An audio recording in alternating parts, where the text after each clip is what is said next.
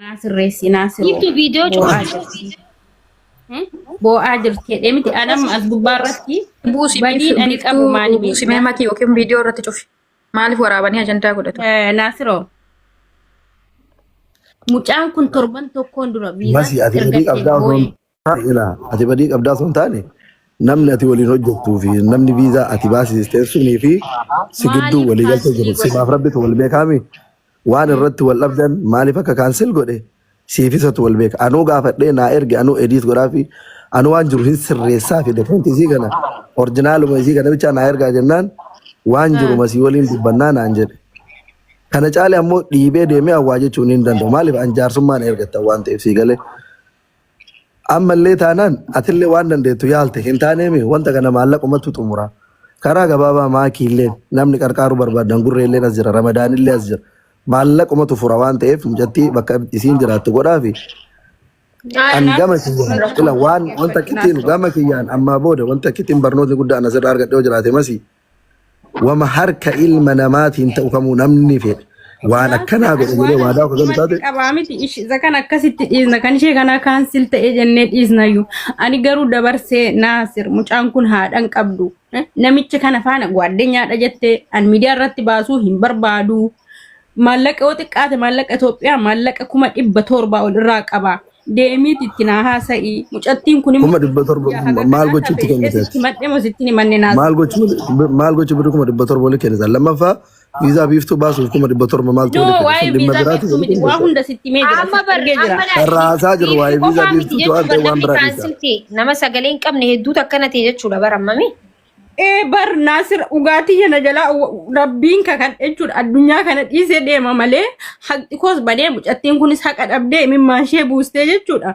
Yoo dandeessan dhugaatii jallee yoo dandeessan biiftuun illee maaliif kaansilii taati ergan ani tikkeettii mureef erga itti ifaajjee maaliif shashaffantanii irra darbuun maa barbaachisa Naasir rakkooti yamaan dubbanni ati. Nasee meegista kanaatu masii hojjaasa masii shashaffanu miti bar mucaa fi ati sababa wal dhabdanitti miti biiftuun amma haftee bar akkasii bar. Wanta kitti sababa walabbii namicha kana faana walabbii hin qabnu sii galee mucaa kana an fidee ofiiti ilaali warri maktaba biiroo qabanii makki ofii fidatanii arabatti sanii immoo hin barbaanne an ofiiti ya fidadhee siidaa mana madaamiin argee fi sana galchuu barbaade sii galtee. Simee muyitti qabaddu am tokkicha makii jala naa kennan dubbadhaa. Biiftuu mitti qabaddu. Dhugaa rabbii shirra simee tumaatti hojjetan baay'ee miira keessa nu galcha. Oy ande muyita argi mee biiftuu muyit godhaatiin boodaan nama dubbisu. Yaa masii muyitti qabaddu laala. Eengadda gaafa biizaa kana baastanii taphachaa irra nu mana biiftuti. Biiftuudhaa biizaa baasee dhufee jette. Hayya akkatti baasteef Naasirfaatuu fidaa jennee gaaffisi gaafannee turre. Naasirfaan hin didanii ennaan seenaa nazala jirtii seenaa dhaqiitii lakkoofsa Naasir ani Beerut keessa jira dawwaluufii hin danda'u. Dhaqii dawwaliitii Naasir gaafadhannaan kaardii guuttee dawwaltee Naasir jalaa kaasuu dide. Hayya jenneen naggasaan biizaa sanaa ergaannaan naa erganii eewutti erge bareeddutti erge jechuudha. Bareedduun biizaan sirriidha garuu hojiin hin argamneef naan jette. Masii biizaan sirriidha hojiin hin argamneef jennaan mana uffataan argeef jette.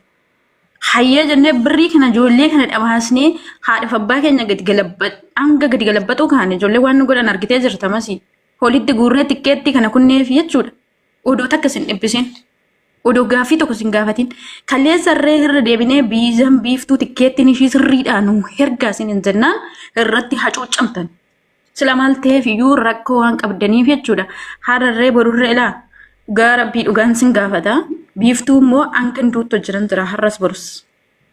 Dhugaa rabbii. amma yaada furmaataa tokko Ollola qabdu ennaan ollola qabdu kiliidha maaliif jettani? yeroo tokko bichaa maal Midhaayyoon hamma infinna.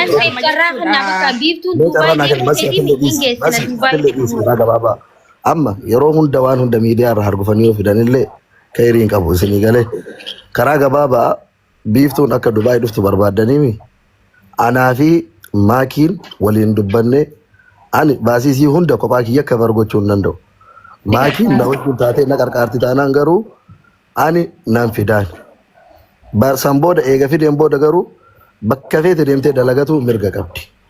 Nam takkatti biiftuu gadi dhiiste taanaan kanaan booda dhugaa rabbii akka obboleettii ishiitti kofanna bakka arginee jirra karaa hundaanuu laffaanii. Amma bariyaa. Yaa ofitti qabeetii fidee. Amma karaa gabaabaa ila kaleessallee namni qarqaaraa ture maakiin gatii tan armaasiin Lubbu Nasree jechuun nama yeroo dheeraa uummataaf sagalee waliin ta'uu turreedha tokko jee. Lammaffaa dhimma kana keessa Nasreen akka manguddummaa ergame malee Nasreedhaa miti kan as keessa jiru haadhoo kooshee akkasitti fudhadhu. Itti fuufi Nasree. Gaafa duraallee birri gargaarsise malee Dubaay iyyuu dhuuf hin jenneen. Yaaduma biyya alaa deemuu siitu mormaadha. Awwalarraa iyyuu kaasee. Fedha miidhagdee waan ta'eef waan isin barbaaddeef amma miidhagtiin dhagaamee ni jira garuu anaaf maakii walii bilbilee waliin taanee namni gurguddaa as keessa jira iluulleen gurreelleen even masiillee dabalatee mucayyoo sanallee dabalatee haa qarqaarruun waliin taanee karaa viizaa baasuu ani mijeessaaf amma garuu xiqqoo ila karaan ijoollee hin deddeebisaa jiran karaa Itoophiyaa kun rakkisaa ta'e. Karaa seerri Itoophiyaa jedhuun yeroo fudhatu qabu fudhatee maallaqa bahuu qabu bahee karaa seera qabeessaatiin haa dhuftu. Eega dhuftee illee immoo Dubaayin keessa bilisummaadhaan bakka barbaade deemtee haa dalagattu. Maaliif onlaayinii irra waan beekamtuuf warri mana uffataallee qaxaratuu danda'a warri mana maallee qaxaratuu danda'a. Mucayyoo masii jedhamtu kanallee yoo taate haqiiqatti wanti isiin mucattii tana miidhuudhaaf isiin goote tokkollee hin jiru. Haga masii kana waliin haasa'ee argatte illee biiftuun Itoophiyaatti haaftuuf viizaan isii haa gubatu wanti isiin goote tokkollee hin jiru. Cubbuun qabu. Dubartummaa ofiitii mana Arabaa jirti. Isiinuu mana Arabaa jirti. Isinii galee namaan naa dalagaa naa baasaa jettee namatti kennitee jirti. Nama san jidduu isiif nama san jidduu wal dhabdeen uumame waliigalteen uumame. Viizaan jidduu kana salam. Kanaan ala garuu masiillee akka nama badummaadhaaf birri mi'attii kanaa nyaattee waagooti akkasitti hin fudhatina. Maaliif dubartiidha cubbuudha. Isinii galee. Isa waan harka ofiitiin gootu taate masiin viizaa kana jalaan kan saltu harka namaa irraan deemte sii galee harka namaa irraa waan ta'eef wanti harka namaa harkuma namaati haga feete birrii kennitullee waan seeraa fi waan kanaa guutuu waan hin dandeenye malee mucayyoon masii jedhamtu kunillee nama badduu taatee mucayyoo kanarraa waa nyaattee viizaa isii jalaa gubdeeti. Isiillee karaa maakii kana ba'an akkuma qarqaarsaa. Uummanni koomentii jalaa makkii argaa jirtamne. Masiilleen maakii mafaa wajjin taatee mucattii batana qarqaaruudhaaf akka nama Dubaay keessa jiruuti viizaa namarraa hin baasisaaf jettee malee wayi maakii mucattiin tun birri adda isinirraa nyaatte qabdii masii wanti isin kafaltaniif hin jira bu'aa adda argatu wanti isin goote hin jiru bar kanaaf masiilleen homaa hamtuu hin qabu rakkoon viizaa ammoo homaa amma biiftuun miidiyaa irra beekamtuu fi maakii fa'aa walitti dhiyaatu wanti kun ajandaa miidiyaa ta'e malee wanti viizaa guyyaa irraa eerpoortii keessa mudataa oola nama baay'ee deddeebisan viizaa Ameerikaallee nama jalaa kanas salamuu danda'a.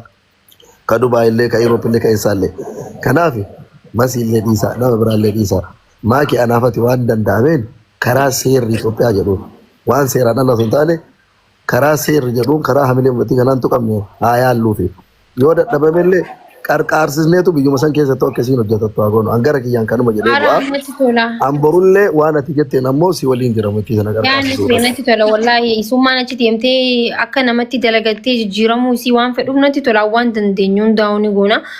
Rakkoon hin jiru bakka isii amma tasgabbeessee manallee yoo mee mana sanillee laallee fi akkas goona siree galatoome wallaahi shukran. Ayyee jabaadha nagaa tura. Nagatti biiftuu. Amma bakka dubbiin Kiyaan tokko naggasaa galchi naggeen biiftuu bira jira waan ta'eef itti himuu dandeessa waan barbaadde. Illuu dubbadhu illuudhaaf carraa kan nu qoe. Illuu jirtaa? Jira akkam nagaa? Akkam illuu obboleessa qaalii? Nagaa wallah akkam mucayyoo maa boot biiftuu abshir. Akkasuma jira namma yoo haasawee bakka xoorinna takaasaa. Bakka akkasuma jedhee si qarqaarra inshaallah si sappoorti si goona jabaadhu hin goone. Yaa biiftuu amma mana qaalitiin nama kareessitee mana kareessitee jirti? Nani keessa ba'e ishii si jabbar nama biraatiin walii galte. Mee deemi dubbisiiti yoo kareessitee achuma laallaayee deemme. Meeshaa manaas gurgurtaa. Maakii biiftuun miira keessa jirtii naggasaa wajjin haasa'e maaloo bira jira waan ta'eef.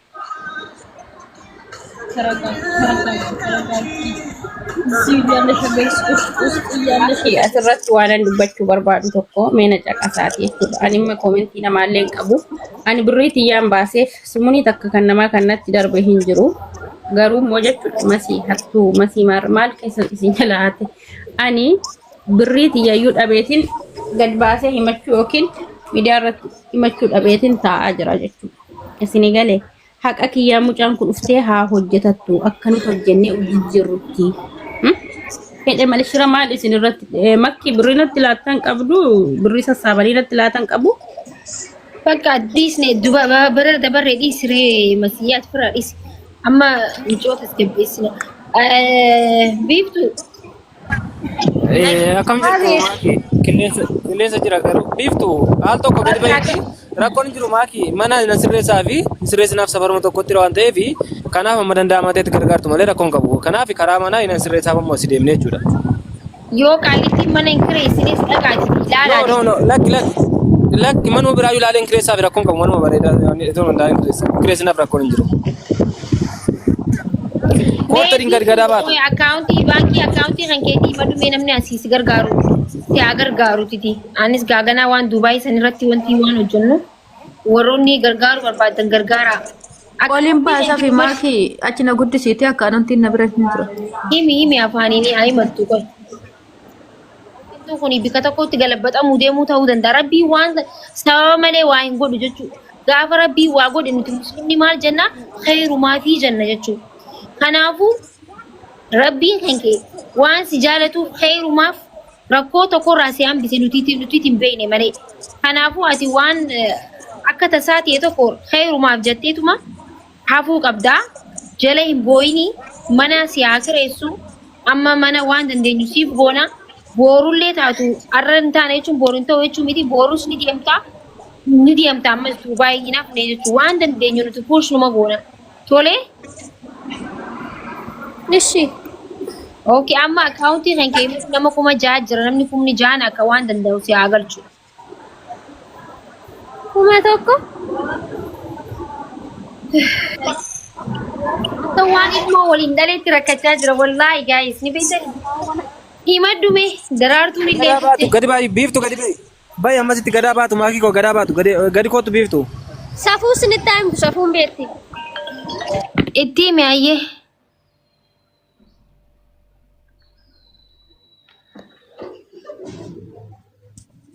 Akkaawuntii isii himi rubbu warri tikeessa bitaniif.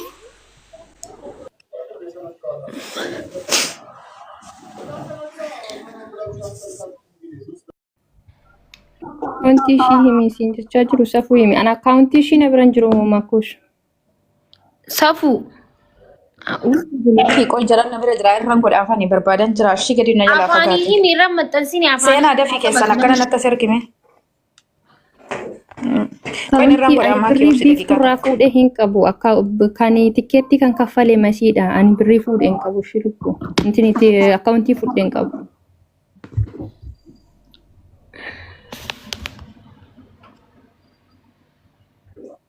Makuush nama kuma jiraata jira እንግዲህ በዲን ቀበነት ይንፈካቱ ቲኬት ሺ ትክክለኛም ቲኬት ሙሬ ደርሶ መልሲ ሙራሜ ጋ ቪዛ ዶጎረ ተአሚ ዋን ተኤፊ amma dhiisaati amma daa wanta kaseemi laa khayru maafte wal komachuun isin barbaachisu bakka rabbiin fide hay lubbuun namaatu ni dabartii bar bakka haftee mi isii waanan isii nagee qabaachuudha isii osoo waa takka taate maal taana nuti har'a waa hedduu nu dhagaama kanaafuu tahee miti wal komachuun haa hafuuti kara furmaata haa deemnu amma nama kuma jaarratti akkaawuntii si haa himattu karabbi laafisee maallaqa galchuu mana kiraa kireeffattu dhumatti.